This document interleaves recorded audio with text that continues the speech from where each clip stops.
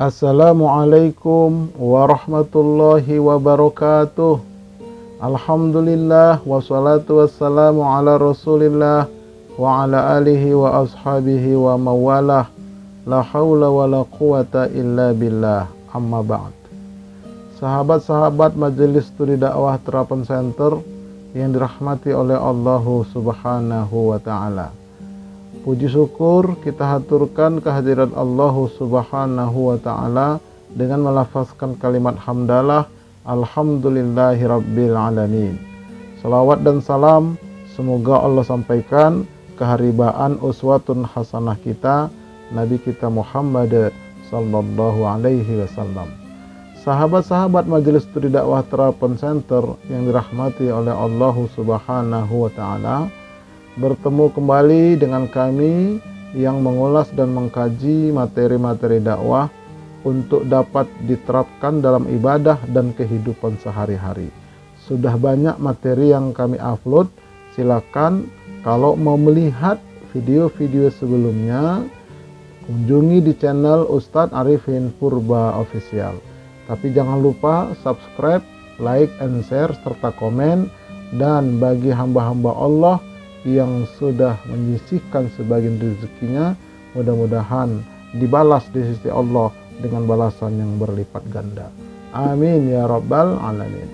Baik, kita lanjutkan kajian kita tentang manasik umroh. Sekarang bagian yang kelima, untuk yang baru kali pertama.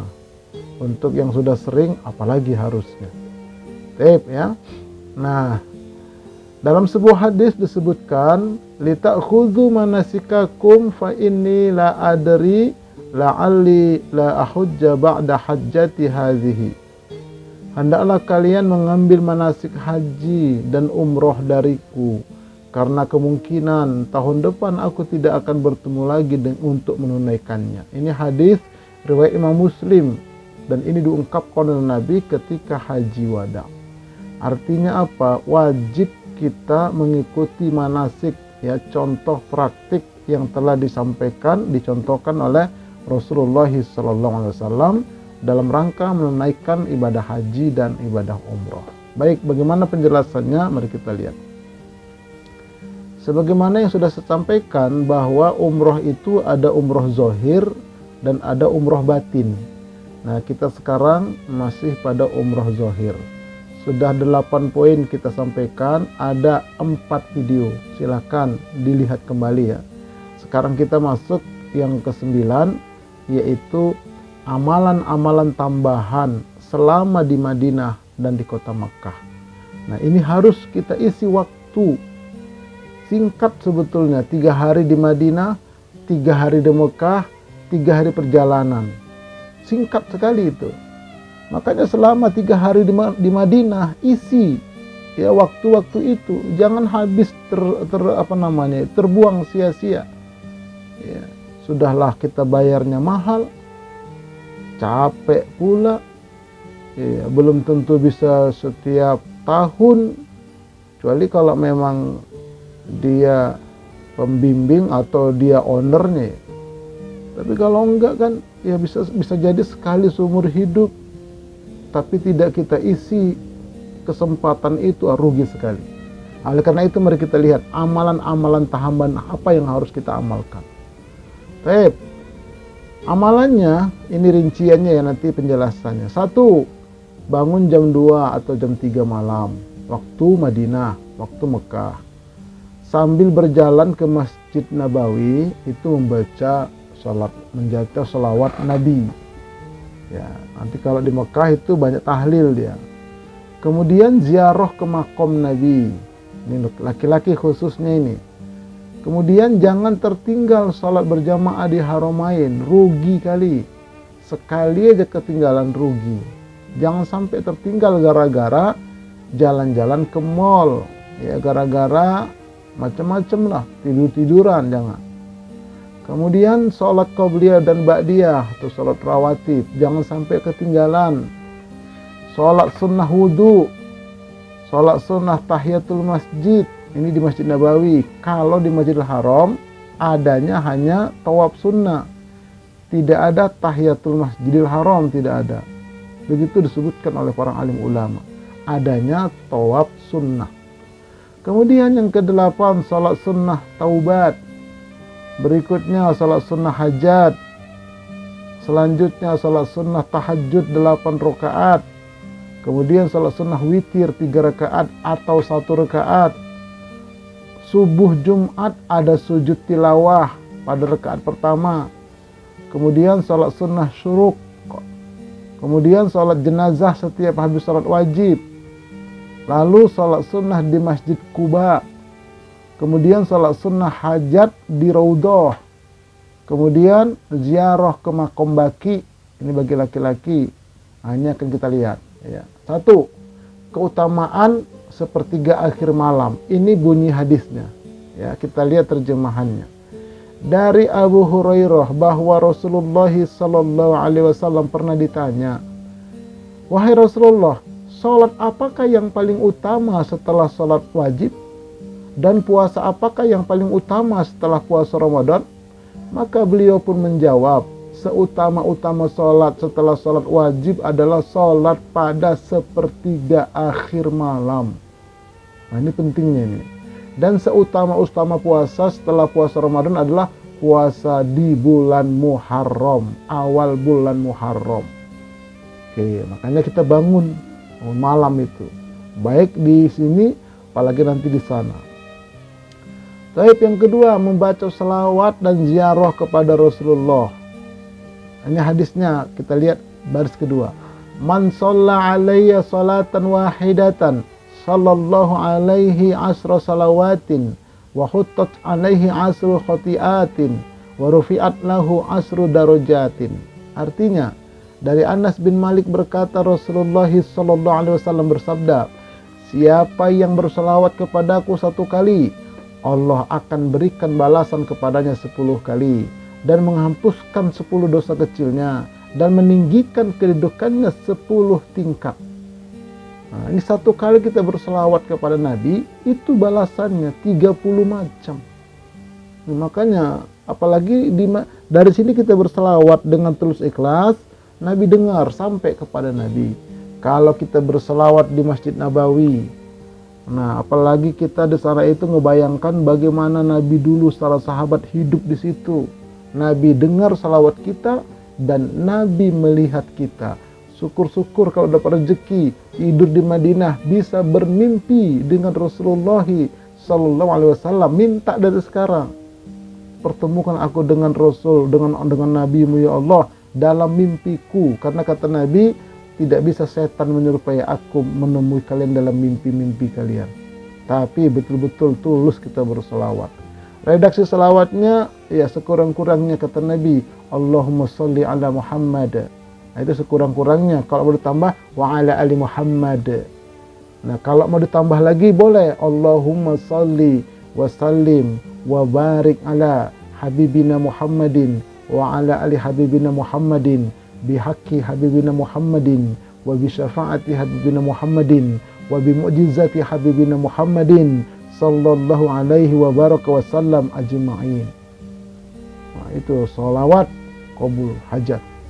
Baca-baca itu dari sekarang, insya Allah ya, luar biasa nanti di sana. Baik, nah kemudian keutamaan sholat di Haramain. Haramain maksudnya Masjid Nabawi, Masjidil Haram. Jadi haram itu artinya mulia, bukan haram dalam ilmu fikih, nggak boleh dimakan, bukan, mulia. Makanya disebutkan dalam hadis, sholatun fi masjidi hadza afdalu min alfi sholatin fi masiwah ilal masjidil haram. Wa salatun fil masjidil haram afdalu min mi'ati alfin. Sekali salat di masjidku ini, kata Nabi, lebih utama daripada 1000 kali salat di masjid lainnya kecuali Masjidil Haram. Dan sekali salat di Masjidil Haram lebih utama daripada 100.000 kali salat di masjid lainnya.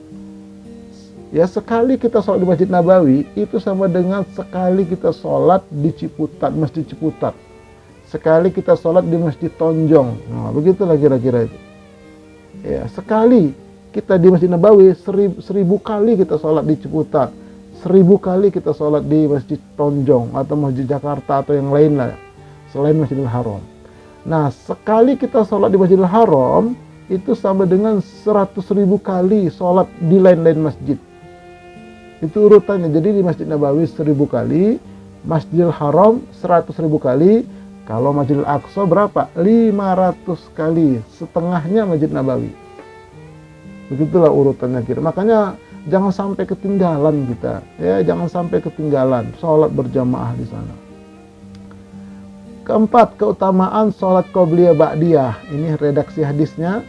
Barang siapa sholat 12 rakaat dalam sehari semalam, maka akan dibangun baginya istana di dalam surga, yaitu 4 rakaat sebelum zuhur, 2 rakaat setelahnya, 2 rakaat setelah maghrib, 2 rakaat setelah isya, dan 2 rakaat sebelum subuh.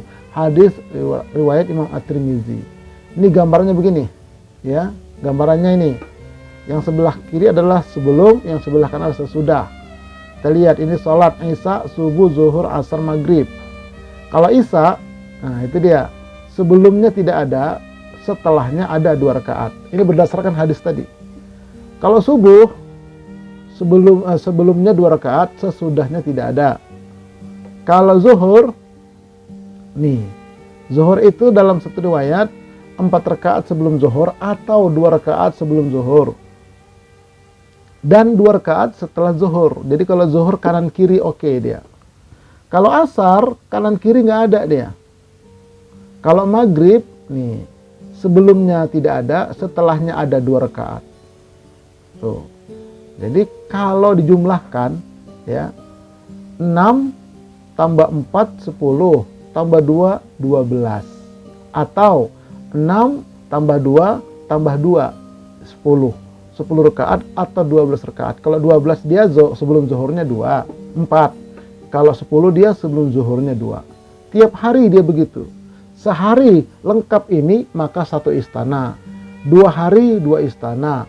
1000 hari 1000 istana. Lalu untuk apa nanti istana di sana? Ya terserah mau dikontrakkan atau mau dipakai dan digunakan, terserah. Itu janji Nabi. Apalagi dikerjakan di Masjid Nabawi, di Masjidil Haram. Nah, kemudian keutamaan sholat setelah wudhu. Jadi kita habis wudhu dari hotel tadi, nanti di masjid sebelum tahiyatul masjid kita sholat sunnah wudhu. Sebutkan dalam hadis dari Abu Hurairah bahwa Rasulullah SAW berkata kepada Bilal, "Wahai Bilal, ceritakan kepadaku tentang satu amalan yang engkau lakukan di dalam Islam yang paling engkau harapkan pahalanya." Tuh, jadi ini pagi-pagi habis salat subuh dipanggil sama Nabi. Sahabat masih ada. Kenapa ya Rasul? Karena aku mendengar suara kedua sendalmu di surga. Tuh, malam-malam Nabi dengar. Tanya sama Jibril. Apa itu wahai Jibril? Suara sendal. Sendal siapa? Bilal. Kan Bilalnya masih di bumi. Iya, tapi sendal sudah sampai. Apa amalannya ya wahai Jibril? Kau tanya sendirilah sama Bilal. Maka ikut tanya sama kau sekarang, kata Nabi. Bilal menjawab, tidak ada amal yang aku lakukan yang paling aku harapkan pahalanya daripada aku bersuci atau berwudu pada waktu malam atau siang. Pasti aku melakukan sholat sunnah wudu setelahnya, sebagaimana yang telah ditetapkan kepada aku. Semenjak dia mendapat pengajaran dari Nabi dia lakukan. Kapan dia batal? Berwudu, sunnah wudu. Nggak pernah batal wudunya. Batal lagi berwudu, sunnah wudu. Pantas kata Nabi, ya sendalnya sudah sampai di surga sana, di langit sana. Lalu karena itu usahakan, apalagi nanti di sana kita laksanakanlah sholat sunnah setelah wudu. Ketika takbir Allah, niat aku sholat sunnah setelah wudu. Kalau enggak hafal usollinya, karena yang wajib itu adalah qasdus syai', ya, meniatkan perbuatan di dalam qalbu. Muqtaran bi fi'lih, langsung dikerjakan. Baik, selanjutnya sholat sunnah tahiyatul masjid. Idza dakhala ahadukumul masjida falyarka rak'ataini qabla ayyajlisa. Artinya, jika salah seorang dari kalian masuk masjid, maka hendaklah dia sholat 2 rakaat sebelum dia duduk. Kata ulama, sholat tahiyatul masjid. Ingat, ini hanya ada di Masjid Nabawi. Ya, di Masjidil Haram nggak ada tahiyatul masjid. Ini hanya di luar Masjidil Haram. Masjid kita, Masjid Nabawi, itu ada sholat sunnah tahiyatul masjid 2 rakaat. Surahnya bebas. Tapi kalau di Masjidil Haram, itu sholat sunnahnya adalah tawaf sunnah. Itu aslinya itu kata ulama. Baik, nah ini nanti kita lakukan. Nah kemudian sholat sunnah taubat. Ma min rajulin yuznibu dzamban summa yaqumu fayatahharu summa yusalli summa yastaghfirullah illa ghafara lahu. Tidaklah seorang yang telah melakukan satu dosa, kemudian ia berdiri untuk berwudu, kemudian dia sholat taubat 2 rakaat, setelah itu minta ampun kepada Allah, melainkan pasti diampunkan dosa-dosanya. Nah, jadi ini yang harus kita amalkan ini. Bangun kita nanti di sana itu, di Masjid Nabawi, ya. Kita sholat taubat 2 rakaat. Minta ampun kita atas dosa-dosa kita. Tapi ingat, ini dosa kecil. Kalau dosa besar, halus taubatan nasuha. Penjelasannya silakan berkunjung ke channel saya, Ustadz Arifin Purba Official Taubatan Nasuha. Nampaklah itu. Oke, taib. Salat sunnah hajat. Nih. Ya ayyuhalladzina amanu sta'inu bis-sabri was-shalah. Innallaha ma'as sabirin. Hai orang-orang yang beriman, mintalah pertolongan kepada Allah dengan sabar dan menegakkan salat. Sesungguhnya Allah beserta dengan orang-orang yang sabar. Jadi namanya sholat hajat. Minta kepada Allah apa aja. Urusan dunia, urusan akhirat. Nah, banyak-banyak nanti kita sholat hajat di sana. Malam-malam itu. Karena kita bangun jam 2, jam 3 itu. Banyak sholat kita nanti. Sholat sunnah wudu, tahiyatul masjid, sholat taubat, sholat hajat. Ditambah lagi apa? Ya, sholat tahajud atau qiyamul lail. Nih, akan mendapatkan kedudukan yang tinggi dan terpuji. Sebagaimana Allah berfirman, "Wa minal laili fatahajjad bihi nafilatan lak, asa ayyab'atsaka rabbuka maqaman mahmuda." Dan pada sebagian malam, ya malam hari, salat tahajudlah kamu sebagai suatu ibadah tambahan bagimu. Mudah-mudahan Tuhanmu mengangkat kamu ke tempat yang terpuji. Al-Isra ayat 79. Nah, di sana kita lakukanlah ini. Insyaallah ya. Jadi tahajud itu jumlahnya 8 rakaat. Bukan 2, 8. Boleh 4, boleh 2, 2. Itu aslinya. Tahajud ya. Kalau 2 bukan tahajud. Kalau aku mau 2 aja Ustadz ya, salat hajat aja. Oke, nah kemudian salat sunnah witir. Ini menjelang subuh di sana itu witir kita. Ada 2 kali azan di sana. Azan pertama itu bukan subuh, mengingatkan orang untuk bangun. 1 jam kemudian baru azan subuh. Nah, innallaha zadakum salatan fahafizu 'alaiha wa hiyal watru. Sesungguhnya Allah telah menambahkan untuk kalian 1 salat, maka jagalah salat tersebut. Salat itu adalah salat witir. Jadi teknis pelaksanaannya, boleh habis salat isya, ba'diyah langsung witir, boleh. Tapi nanti malam jangan witir lagi. Boleh nanti malam penutup salat sebelum azan subuh, boleh. Jadi pilih salah satu. Begitu ya tuntunannya. Baik, yang ke-11 sujud tilawah. Nih, ini nanti setiap Jumat subuh itu di Masjidil Haram, Masjid Nabawi, hampir dipastikan ada sujud tilawahnya. Di rakaat pertama, waktu imam membaca surah, tengah-tengah surah nanti sujud Allahu Akbar. Kami sujud tilawah. Ya, ini dalilnya. Jika anak Adam membaca ayat sajadah surah 32-15, lalu ia sujud, maka setan akan menjauhi sambil menangis. Setan pun akan berkata-kata, celakalah aku. Anak Adam disuruh sujud, dia pun sujud, maka baginya surga. Sedangkan aku sendiri diperintahkan untuk sujud, namun aku enggak sujud, hingga aku pantas mendapatkan neraka. Hadis riwayat Imam Muslim. Nah ini namanya sujud tilawah. Ya, tapi jangan sampai salah nanti. Kita berangkat Kamis pagi sampai Kamis sore di Madinah, insya Allah selamat sehat. Kemudian kita menginap. Nah, subuh paginya itu di Masjid Nabawi itu nanti ada sujud tilawah ini. Karena ada kejadian, karena dia nggak belajar, nggak mau tahu dia. Begitu sujud tilawah, orang pada sujud, dia nggak sujud, dia ruku. Dia tanya, kenapa kau sujud? Kata yang sujud bilang, ini sujud tilawah, tahu? Yang sampingnya bilang, sholat kok ngobrol, batal tahu? Yang di belakang bilang, untung saya nggak ngobrol, batal semua jadinya. Jangan begitu. Kayaknya saya kasih tahu di sini, setiap Jumat subuh itu ada sujud tilawah. Apa bacaannya Ustaz? Nah ini dia, ini bacaannya yang paling bawah itu. Sajada wahiyya wa sajada wajhiya lilladzi khalaqahu wa syaqqa sam'ahu wa basarahu bihaulihi wa quwwatihi. Wajahku bersujud kepada zat yang telah menciptakannya dan telah membukakan pendengaran serta penglihatannya dengan daya dan kekuatannya. Ini bacaannya. Atau kata ulama, boleh bacaan seperti sujud biasa, subhana rabbiyal a'la, atau subhana rabbiyal a'la wa bihamdi, atau subuhun kudus rabbul malaikati wa ruh.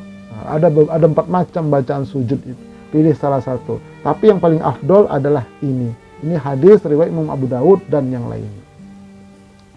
Baik, selanjutnya salat syuruk, pahala seperti umroh dan haji sempurna. Ini hadisnya, redaksinya ya, kita lihat terjemahan. Dari Anas bin Malik berkata bahwa Rasulullah sallallahu alaihi wasallam bersabda, barang siapa yang salat pagi hari subuh secara berjamaah, kemudian ia duduk berzikir kepada Allah Ta'ala hingga terbitnya matahari, kemudian dia salat 2 rakaat, maka baginya pahala seperti pahala mengerjakan haji dan umroh. Rasul bersabda, sempurna, sempurna, sempurna. Nah, jadi ini nanti di Masjid Nabawi, Masjidil Haram, habis salat subuh, kita baca Quran di sana. Baca Quran atau baca zikir pagi petang, ya, atau baca yang lain-lain, nah, baca selawat banyak-banyak. Sampai tiba waktu syuruk, kita pun berdiri salat syuruk 2 rakaat. Baru kita kembali ke hotel. Tapi maaf, kadang-kadang kalau kita kembali ke hotel agak lama, itu nanti sampai di hotel, di tempat makan, di mat'am, itu udah habis kadang-kadang. Nah, kecuali makanya, oke, pagi ini saya akan sarapan di luar nih. Cari sarapan di luar aja. Nah, jadi saya akan sholat syuruk, itu kecuali begitu. Jadi nanti nggak kecewa dia kembali ke tempat restoran itu, ke mat'am, ya. Tuh, mana kita pilih? Pilih makan sarapan atau pilih mendapat haji dan umroh sempurna. Nah, disinilah ujiannya ya, di sini ujiannya. Tapi kalau sudah tahu begini, nah bisa nanti diatur dia. Diatur sarapan, nanti sarapan di luar aja atau sudah disiapkan. Sarapannya apa nanti, roti dan sebagainya. Banyak kok yang jualan di sana. Tapi ya, ini namanya salat syuruk kok. Laki perempuan ya di Masjid Nabawi, Masjidil Haram. Kemudian yang berikutnya salat jenazah. Nih ya, nanti setiap habis salat fardu itu biasanya salat jenazah. Makanya habis salat fardu ya kita berzikir sebentar, jangan langsung ba'diyah, jangan. Diam aja kita sebentar. Nanti ada aba-aba. As-shalah begitu. Ada aba-aba nanti. Baru kita ikut salat jenazah. Ya.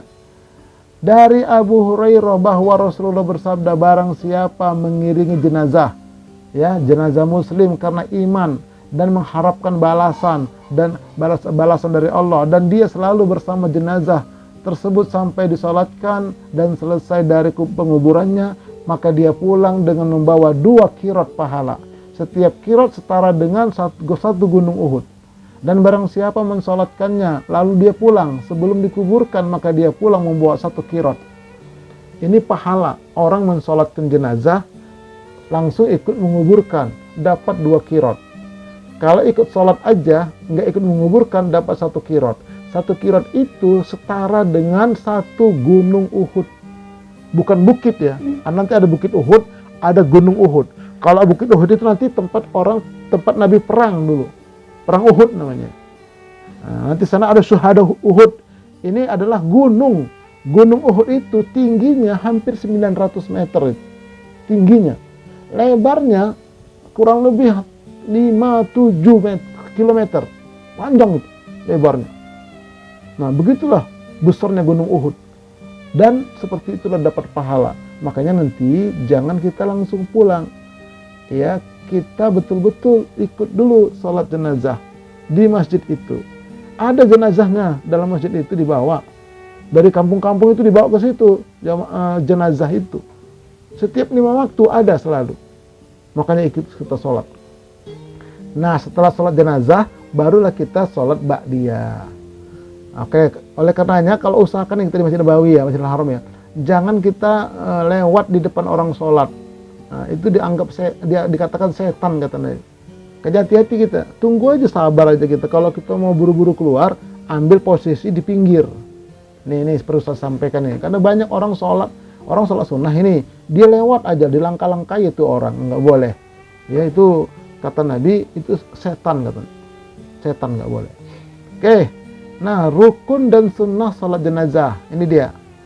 Pertama, niat bersama dengan takbir pertama, takbiratul ihram, untuk mensolatkan mayit ini dengan 4 takbir karena Allah. Kalau nggak bisa usolinya pakai bahasa Indonesia saja, dalam kolbu ya, dalam jiwa. Ketika takbir Allah, aku sholat mayit, 4 takbir, bukan 4 rakaat ya, 4 takbir.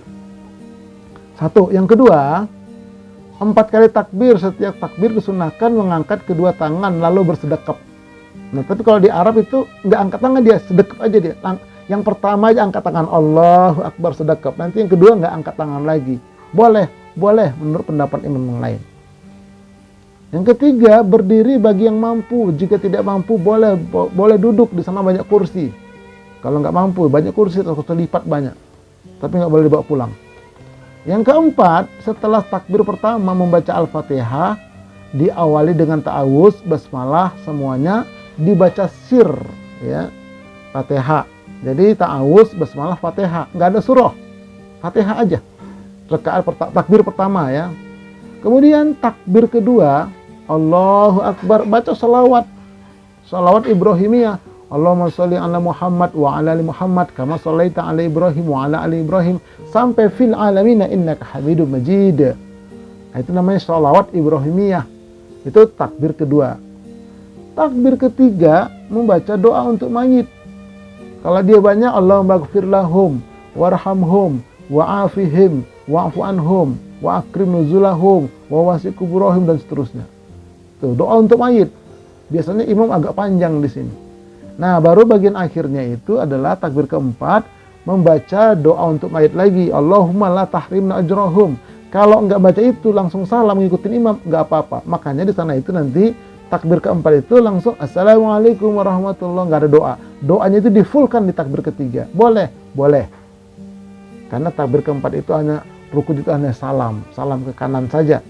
Ada juga yang mengatakan ke kiri boleh. Tapi di sana bisa salam ke kanan aja dia. Oke, nah inilah dia rukun dan sunnah-sunnah ketika sholat mayit. Taib. Nah, kemudian sholat qashar dan yang musafir, yang mukim, dan sholat khauf. Kita lihat.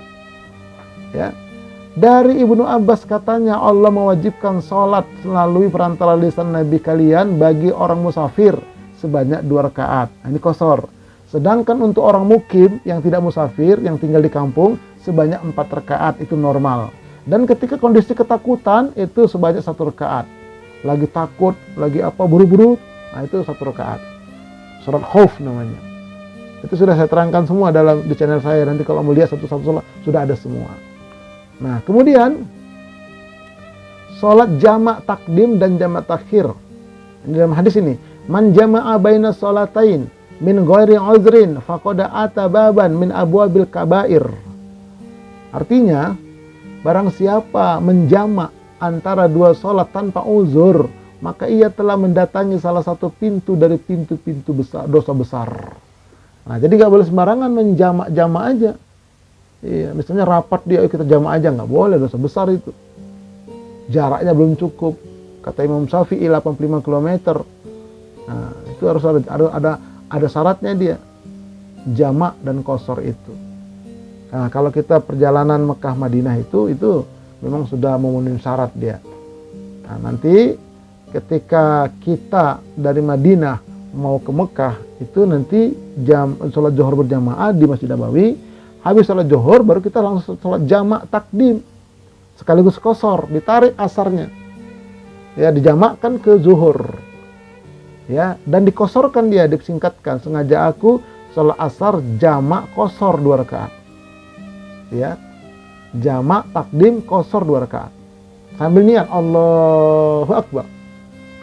Udah, jadi kita sholat asar kita tarik, itu namanya jamak takdim. Sampai nanti kita berangkat sampai ke Mekah. Di Mekah nanti udah jam 10 malam itu. Jam 9, jam 10. Nanti di sana sholat jamak takhir. Iya, maghrib ditarik ke isya. Apakah maghribnya dulu baru sholat isya atau isya dulu baru maghrib? Nah, itu ulama berpendapat. Ada yang mengatakan sesuai dengan urutan waktu, berarti maghrib dulu. Ada yang mengatakan siapa yang punya waktu sahibul bait, berarti isya dulu. Nah, tinggal nanti kesepakatan ya sama jamaah kita mau mana dulu nih.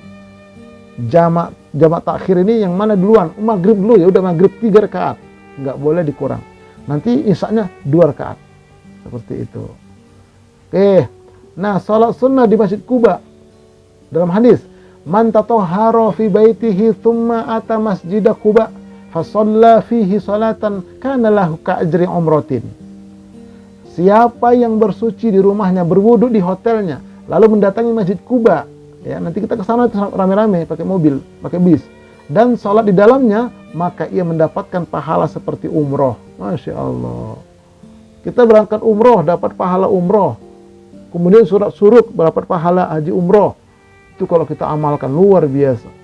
Dan itu ada catatannya semua. Nggak ada yang sia-sia, nggak ada yang gratis di hadapan Allah. Kalau kita lakukan sesuai dengan sunnah dan ikhlas mencari ridho Allah. Ini Masjid Quba ini ya. Nanti kita kesini insya Allah. Oke. Wallahu a'lam, ya alhamdulillah. Saya sudah ikut sertifikasi pembimbing ibadah haji dan umroh. Nah ini dia. Wallahu a'lam bishawab. Bersambung, insya Allah kita akan ketemu nanti pada umroh batin. Bagian terakhir ya. Tentang manasik umroh sebelum keberangkatan ini. Insya Allah. Kita tutup dengan doa kafaratul majlis. Subhanakallahumma wa bihamdika asyhadu an la ilaha illa anta astaghfiruka wa atubu ilaik. Assalamualaikum warahmatullahi wabarakatuh.